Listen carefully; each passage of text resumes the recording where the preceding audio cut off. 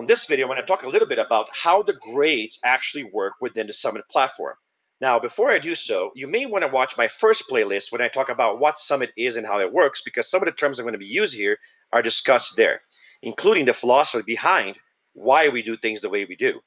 The first thing I wanted to get to, though, is that grades aren't actually what matters the most. Yes, at the end of the day, you're going to have to be given a grade for your work throughout the year, but throughout the year, our focus is on feedback and on giving students opportunities to improve their grades, to improve their efforts, to improve their growth.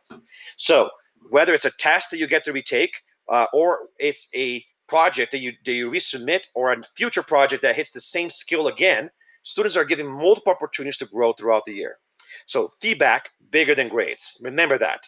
Having said that, when it comes to grades, the philosophy of Summit it is what guides the way we break them down. First of all, we think that memorizing information is not very important. Yes, you do need to know something to be a well-rounded person. But once exposed to the information, it's more important that you actually know how to apply it in a real life scenario and do so in a way that you can develop skills that you can take outside of the classroom forever, for the rest of your life, useful things. You will forget a lot of what you learned in school, but you won't forget the things you learn how to do.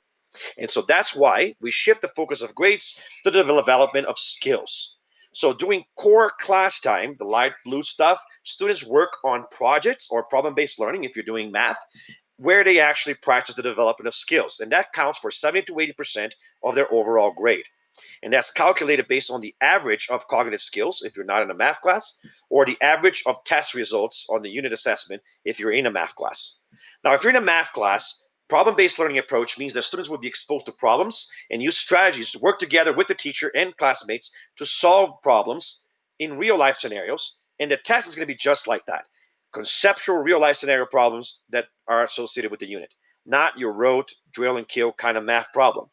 That kind of content stuff will actually be reserved for the focus area testing that students do during their student directed learning time, not during the core class time.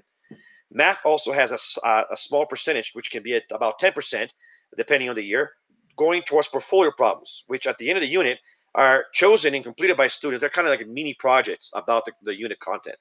Now, the focus areas account for about 20 to 30% of the overall grade, and they are where the students practice the drill and kill math content. And likewise, on a non-math class, students practice the skills in core classes through the projects. It's, for example, a science student might have a project about engineering where they have to design a building to survive a shake table in a simulation of what a real life engineer would do for a building to survive an earthquake. And in doing so, they will have design, they'll practice skills like design, like testing data, creating a method to test and collect the data and analyze it, discuss with other people, communicate with them what you actually found, convince them that you're right, uh, evaluate each other's performance. All of these real life transferable skills is what the grades are going to be based on. Then 30% of their grade comes from the content that supports that. So yeah, learning about what are earthquakes and how they work and trying to pass a content assessment on that. But that happens during the self-directed learning time.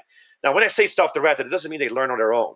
There's lots of resources on the system, videos, tutorials, checks for understanding, but they also work with teachers, whether it's in the classroom or doing workshop time, or they work with classmates, all and they use a series of skills that they're also taught to do in order to actually learn the content and pass the assessment.